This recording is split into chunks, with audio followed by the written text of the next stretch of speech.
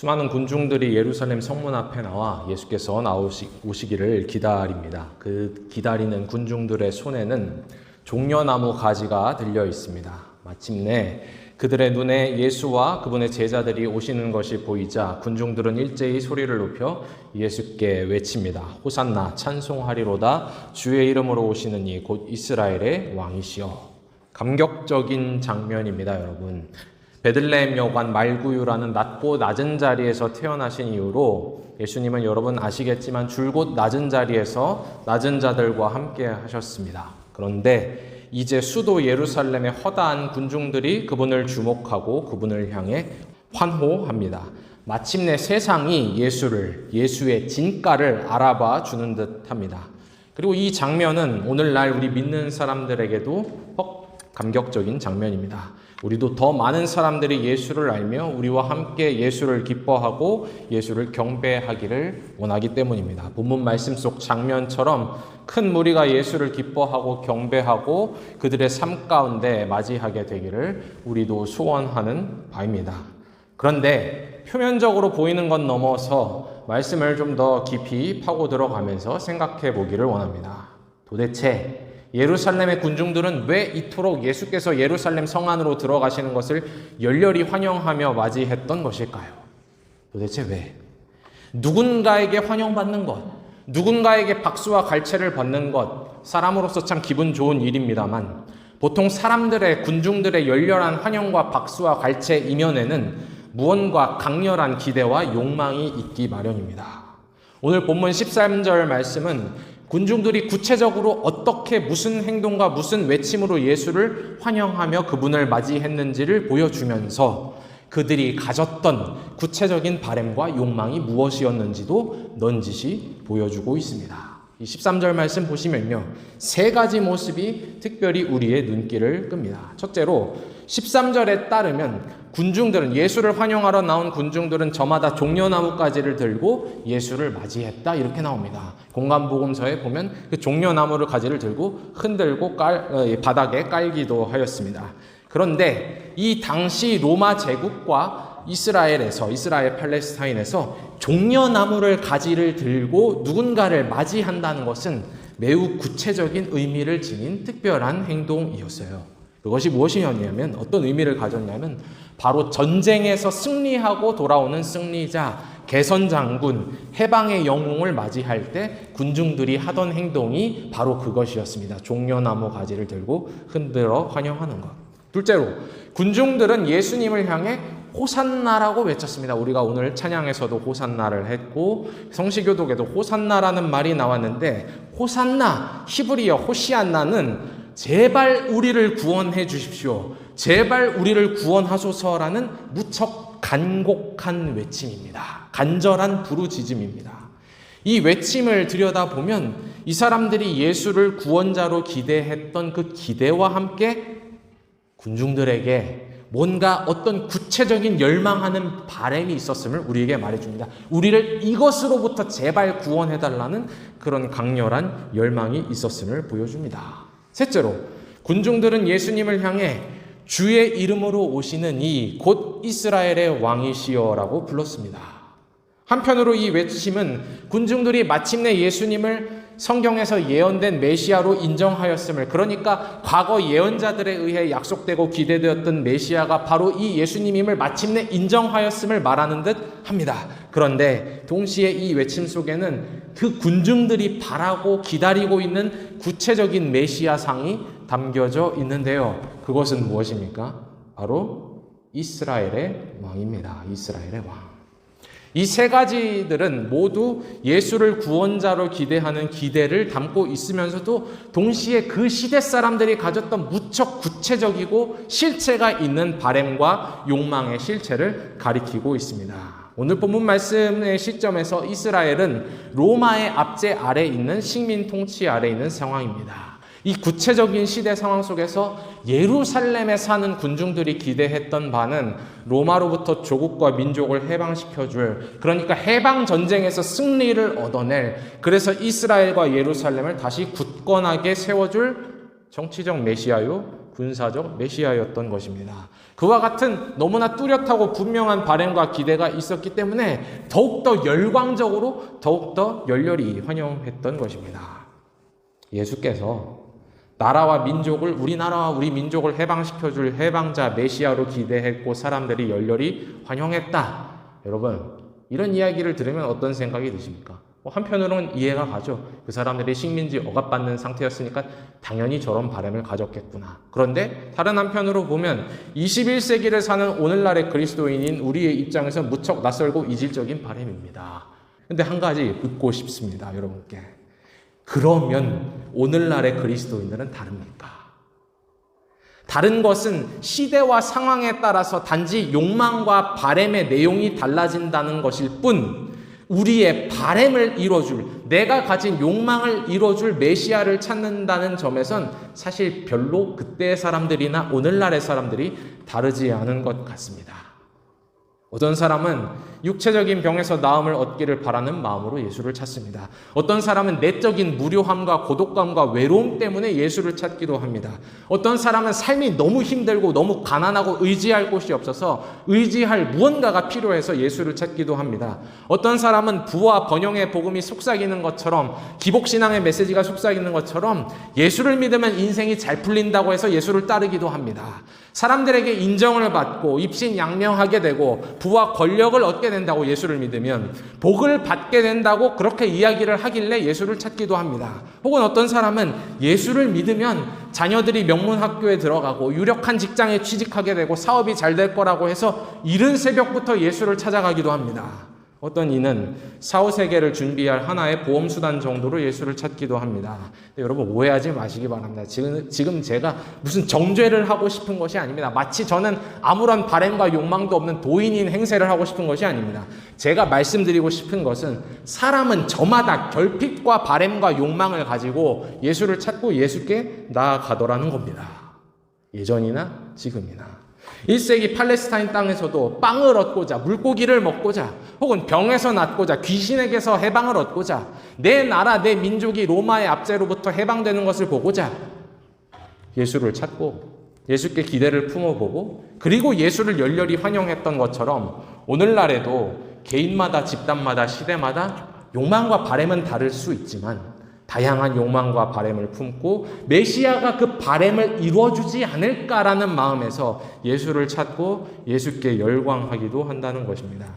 그런데 여기서 우리가 꼭 물어보아야 할 점이 하나 있습니다. 우리 스스로 질문해 보아야 할 점이 있습니다. 만약에 예수께서, 메시아 그리스도께서 내 욕망과 내 바램을 들어주지 않으신다면, 내가 바라는 바를 이루어주지 않으신다면, 충족해 주지 않으신다면, 그럼 어떡하시겠습니까? 그럼 어떡합니까? 인간의 욕망과 바램과는 다른 뜻을, 내가 가진 욕망과 바램과는 다른 뜻을 예수님이 갖고 계신다면, 그리고 그곳으로 우리를 인도하시고 도전하신다면 여러분 어떻게 하시겠습니까? 그때도 예수를 메시아로, 그리스도로, 주님으로 고백하며 믿고 따르시겠습니까?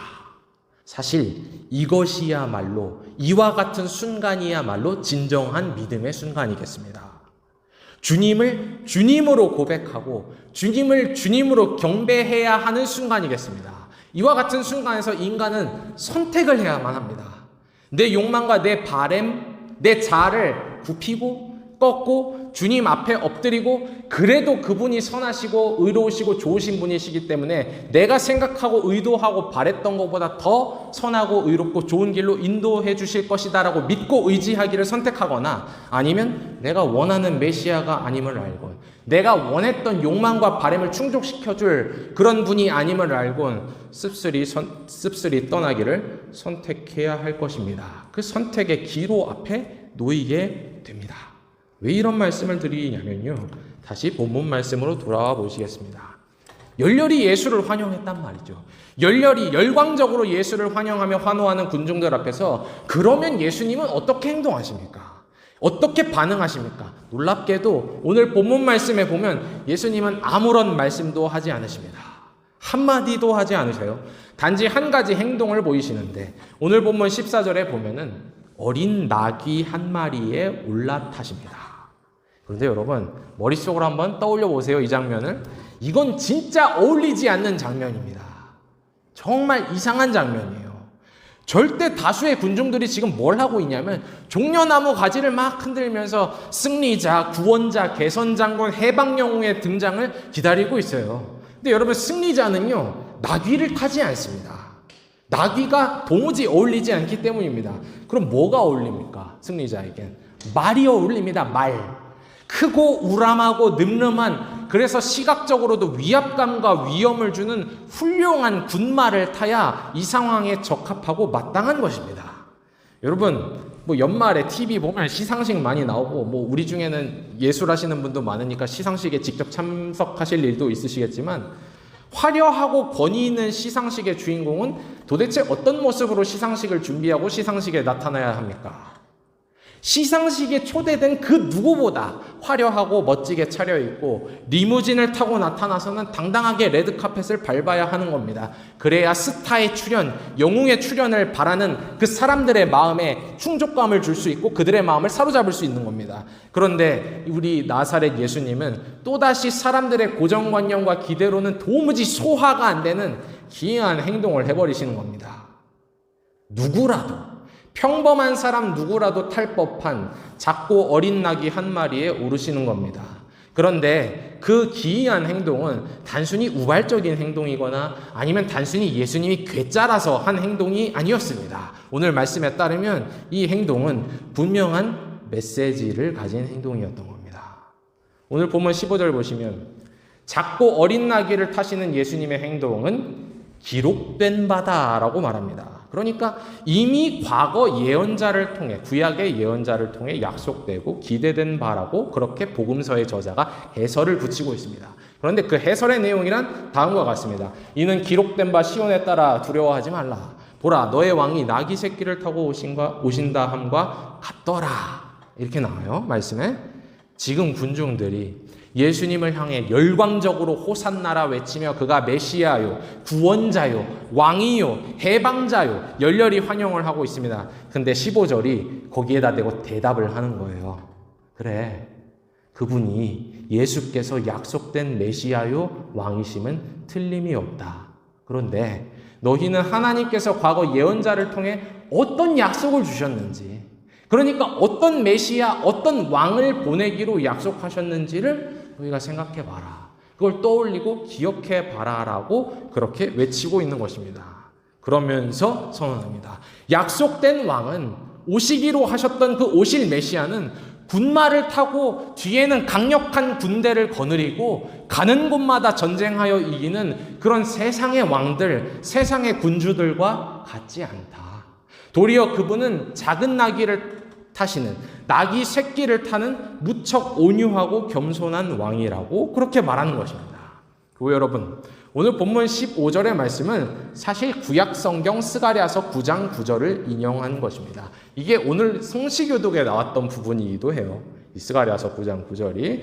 근데 여러분, 한번 스가랴서 9장을 직접 볼까요? 화면에 띄워주시면 스가랴서 9장 9절과 10절에 보면은 도대체 나귀를 탄다는 게 그래서 뭐냐, 나귀를 타는 왕은 도대체 어떤 왕인지를 이 스가랴서 본문 말씀이 해설해주고 있습니다. 스가랴서 9장 먼저 9절. 시온에 따라 크게 기뻐할지어다. 예루살렘에 따라 즐거이 부를지어다. 보라, 내 왕이 내게 임하시나니 그는 공의로우시며 구원을 베푸시며 겸손하여서 나귀를 타시나니 나귀의 작은 것 곧 나귀 새끼니라. 이렇게 말씀하죠. 구원을 베푸시며 겸손하신 왕. 그리고 이어서 10절을 한번 보십시오.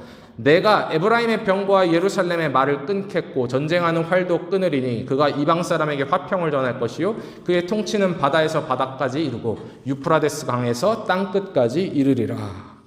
그러니까 여러분, 군마를 타지 않고 작은 어린 나귀를 타는 이 겸손한 왕은 도대체 뭐가 다르다는 겁니까? 구체적으로 어떻게 다르다는 겁니까? 그는 세상의 왕들과 세상의 군주들, 세상의 통치자들과는 다른 방식, 다른 논리로 통치합니다. 전쟁에서 이겨서, 싸워 이겨서, 누군가를 짓눌러서 나만을 위한, 우리만을 위한 평화를 그분은 취하지 않아요. 여러분, 그러한 평화는요, 여러분 잘 아시죠? 힘으로 얻으면, 무력으로 얻은 평화는 나를 미워하는 자가, 나의 원수가 힘을 얻게 되는 순간 곧장 다시 피해 복수가 시작되고 또다시 싸움이 벌어지고 또다시 분쟁이 일어나고 또다시 전쟁이 벌어지는 무척 불안하고 위태롭고 임시적인 평화일 뿐입니다. 얼마 가지 못해요. 역사를 보면 그래서 참 재밌죠. 인류가 전쟁이 없는 평화를 유지한 게 몇십 년을 버티지를 못합니다. 한 세기도 버티지를 못해요. 우리 삶에서도 마찬가지죠. 우리 삶 안에 있는 분쟁들과 싸움들과 다툼들이 계속해서 일어납니다. 그런데 나귀를 타시는 왕은 어떤 왕이라는 겁니까? 사랑으로 말미암아 전쟁과 싸움을 멈추게 하고 무기를 꺾어버리게 하고 용서를 선언함으로써 화해를 이루고 온 땅에 평화를 선포하는 왕이라는 겁니다. 예루살렘의 군중들은 로마를 격퇴할 이스라엘의 왕을 기대했습니다. 그런데 예루살렘의 군중들만 그랬던 것이 아니고요. 인간의 역사 내내 심지어 오늘날에 이르기까지 사람들은 그런 메시아를 기다려요. 나에게, 우리들에게, 우리의 나라와 우리의 민족에게 평화와 부를 가져다 줄 군사적 정치적 메시아를 찾아왔습니다. 여전히 찾고 있습니다.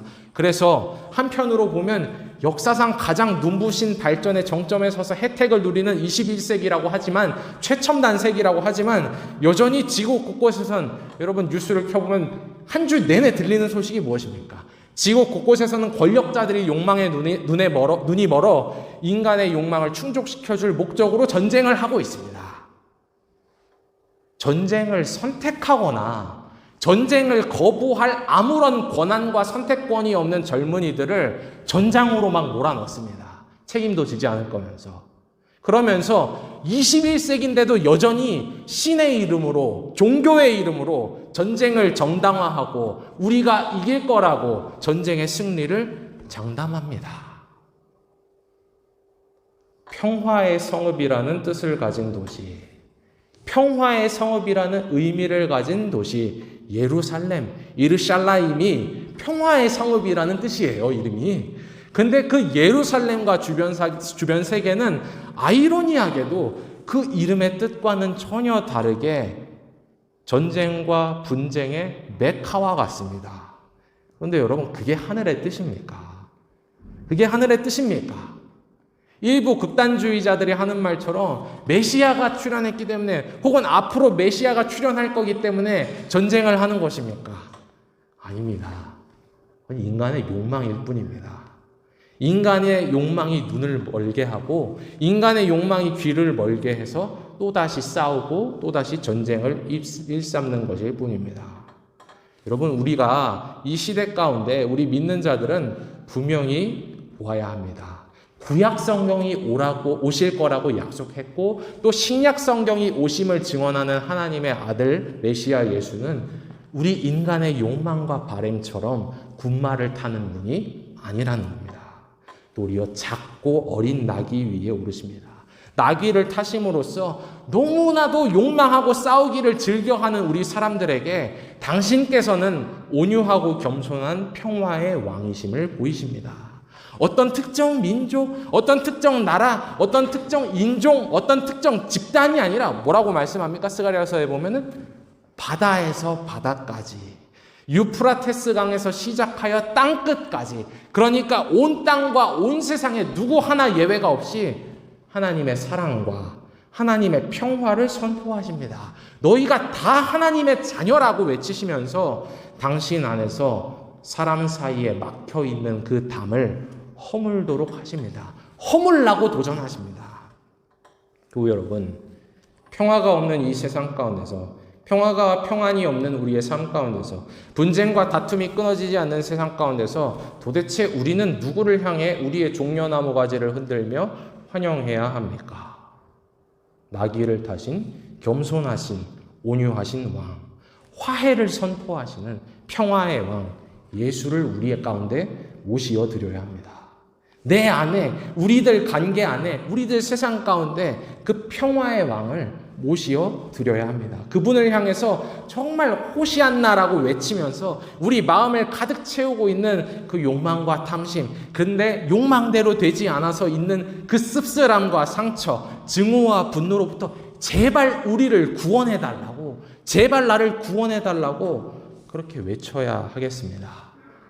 그분을 우리의 왕, 우리의 주님으로 모시며 따라야 하겠습니다. 그래서 정말 큰 사랑을 입은 자들이기에, 큰 사랑을 입었기에 싸우는 것보다 화해하기를 기뻐하는 자들, 가는 곳마다 이곳에서 평화가 임하기를 꿈꾸며 누군가에게 자꾸 평화를 말하는 자들이 되어야 하겠습니다. 여러분, 오늘 본문 마지막 구절인 16절에 보면 이런 말씀이 나옵니다. 제자들은 처음에는 이 일을 깨닫지 못하였다가 예수께서 영광을 얻으신 후에야 이것이 예수께 대하여 기록된 것임과 사람들이 예수께 이같이 한 것임이 생각나더라. 그러니까 도대체 왜 예수님이 나귀를 타셨는지, 그 행동이 의미하는 바가 무엇이었는지를 단지 군중들만 이해하지 못하였을 뿐만 아니라 심지어 예수님의 제자들도 당시엔 전혀 이해를 하지 못했다고 합니다. 이런 거 보면 참 위안이 되죠. 야, 제자들도 우리랑 별로 다르지 않구나. 그래, 이해하기 어렵지. 그런데 단순히 구약 성경 지식이 부족해서, 그러니까 성경 지식이 부족해서 스가랴서에 그런 말씀이 있었는지 몰라서 깨닫지 못한 것일까요? 오늘 본문은 이렇게 대답합니다. 16절에 보시면 예수께서 영광을 얻으신 후에야 제자들이 비로소 깨닫게 되었다. 우리가 보기에는요, 우리 사람들이 보기에는요, 오늘 본문 속 상황이 예수가 영광을 받으시는 순간처럼 보입니다. 그렇죠?